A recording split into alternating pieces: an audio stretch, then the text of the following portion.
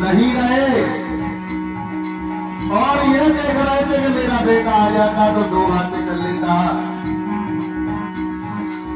बंधुओं, जैसे ही बाबा साहब आए और बाबा साहब ने अपने पिताजी को देखा और देखते ही पिता की आंखों में आंसू आ गए और बाबा साहब भी रोने लगे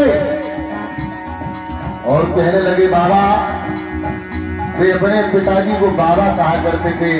महाराष्ट्र में आज भी बाबा ही कहते हैं पापा को। बाबा कहने लगे बाबा साहब से, डॉक्टर भीमराव अंबेडकर से, अपने बालक से कहने लगे कि बेटा एक काम जरूर कर लेना, मेरी तो अंतिम इच्छा मेरी पूरी कर देना। अब मैं इस धरती पर नहीं रहूंगा, अब मैं इस धरती को छोड़ के जाऊंगा बेटा। कहने लगे बाबा तुम भी जा रहे हो? अरे छोड़ गई बाबा माता जी,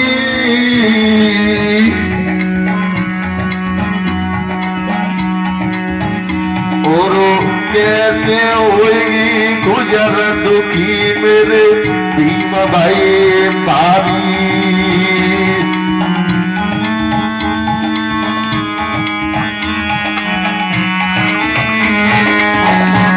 कहने लगे बाबा तुम भी चले जाओगे, तुमने ही माँ और बाप का दोनों प्यार दिए। माँ मुझे छोड़ के चली गई जब मैं 5 वर्ष का था।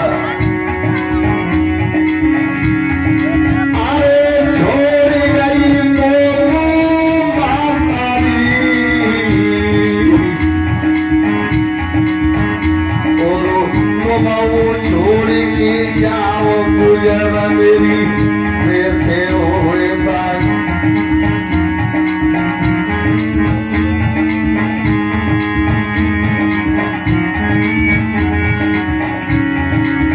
कहने लगे क्या होगा, लेकिन बातें करते करते उन्होंने कह दिया,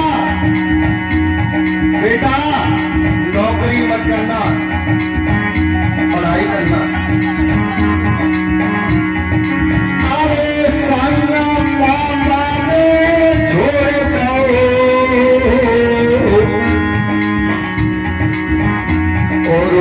अंत समय पर कही पढ़ाई तुम बेटा कियो।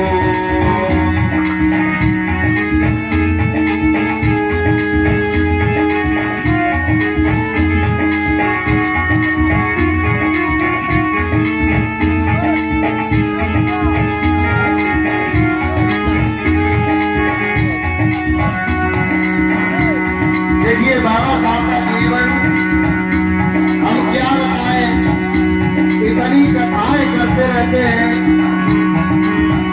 लेकिन बाबा साहब की जब कथा होती है तो ये आंखें नहीं रुकती है। क्यों? अगर बाबा साहब नहीं होते तो हम यहाँ खड़े नहीं होते। इसलिए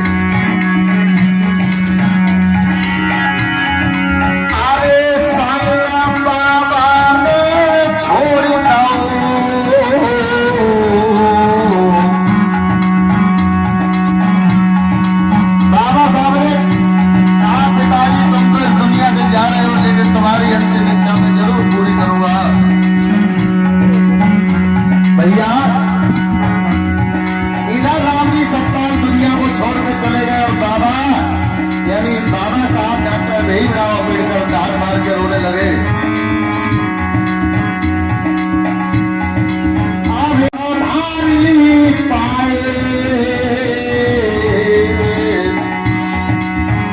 और जब तक जिंदा रहे भीम सम्मान नहीं पाए।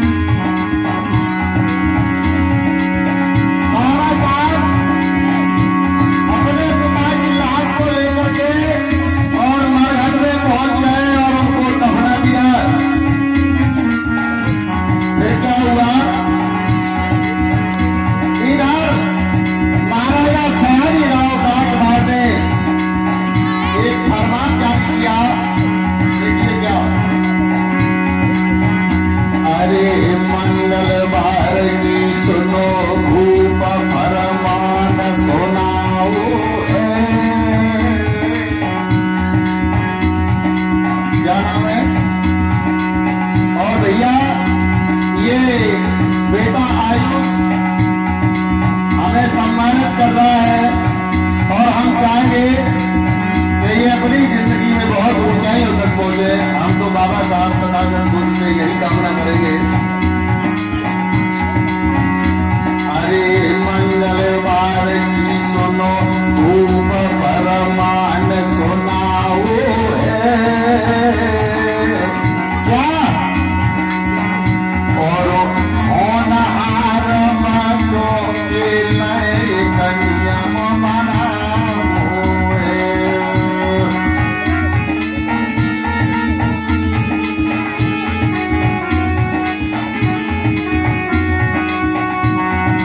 राजा साहब ने आदेश कर दिया कि जो बच्चे पढ़ने के लिए बहुत होशियार हैं, हम उनको विदेश में भेजना चाहते हैं, है ना।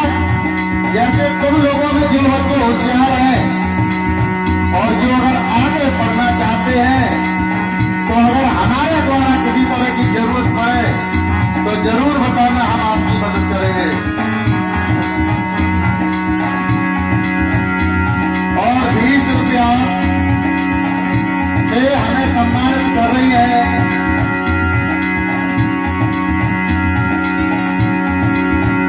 और हमारी चाची जी, बहुत बहुत साधुवाद आपको, बहुत बहुत धन्यवाद।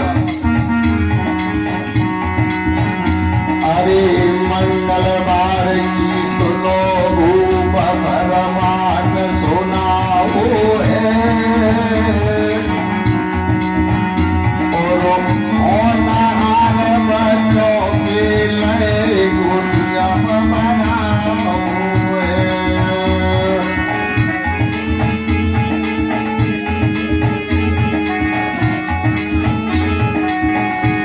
राजा साहब ने नियम बनाया कि जो बच्चे होनहार है, पढ़ने लायक है, वो हमारे राज्य में हमें सूचना करें, हम उनको फ्री पढ़ाएंगे, विदेश में भेजेंगे। और महाराजा सयाजी राव गायकवाड़ नहीं होते तो बाबा साहब पढ़ नहीं पाते, लेकिन उनका नाम कोई नहीं जानता है। उनका तो छोड़ो, आप लोग बाबा साहब के मम्मी पापा का भी नाम बहुत कम लोग जानते हैं। फिर क्या हुआ, राजा साहब ने क्या बात कही है, कितनी बड़ी बात कही, अच्छे अच्छे लोग नहीं कर पाते हैं। अरे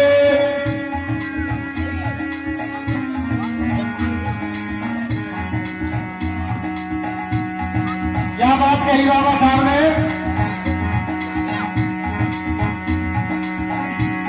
विदेश में उन्हें पढ़ाएंगे। बहुत बहुत मंगल कामनाएं, और हम हमेशा यही दुआ करेंगे भगवान तथागत बुद्ध से कि आप लोग हमारा सम्मान कर रहे हैं तो आपका सम्मान भी हमेशा बना रहे, कभी अपमान हो। राजा साहब कहने लगे, अरे विदेश में उन्हें पढ़ाएंगे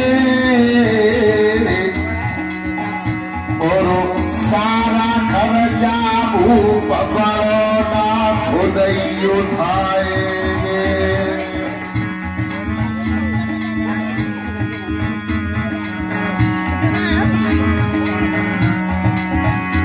राजा ने सारा खर्चा उठाने की जिम्मेदारी ले ली भैया, और बाबा साहब गए उनके पास। बाबा साहब गए और उनका नाम लिख लिया राजा साहब ने, तो तुम जहां विदेश पढ़ोगे। तो आपको बताए, जब बाबा साहब घर पे लौट के आए और अपनी पत्नी से बोले अब हम विदेश पढ़ने जाएंगे, तो पत्नी ने कहा कि तुम विदेश पढ़ने जाओगे तो मैं क्या करूं, कि तुमसे परमिशन लेने के लिए आए हैं। तो रमाबाई कहने लगी, हमसे परमिशन लोगे, तुम तो इतने पढ़े लिखे हो, हम तो बिना पढ़े लिखे, हम क्या परमिशन तुम्हें दे, तुम्हें जो करना है वो करो। तो बाबा साहब ने कही, नहीं ऐसा नहीं, अगर तेरा आदेश हो तो मैं विदेश में पढ़ने के लिए चला जाऊं। तो रमाबाई ने कहा कि आप जाइए और घर का सारा खर्च मैं उठाऊंगी और पूरे घर को मैं बढ़िया ढंग से चलाऊंगी, इसके लिए चाहे मुझे जो काम करना पड़े, आप विदेश चले जाओ पढ़ने के लिए। तो माता रमाबाई ने बाबा साहब को परमिशन दे दिया और बाबा साहब पहुंच गए कोलंबिया विश्वविद्यालय। न्यूयॉर्क शहर अमेरिका में। एक बात आपको बता दें कि जब बाबा साहब गए थे अपना घर छोड़ करके, तो उस समय माता रमाबाई गर्भवती थी। बाबा साहब विदेश में पहुंच गए, पढ़ाई करने लगे, और पढ़ाई करने के बाद घर में एक बालक पैदा हुआ और उस बालक का नाम रखा गया गंगाधर।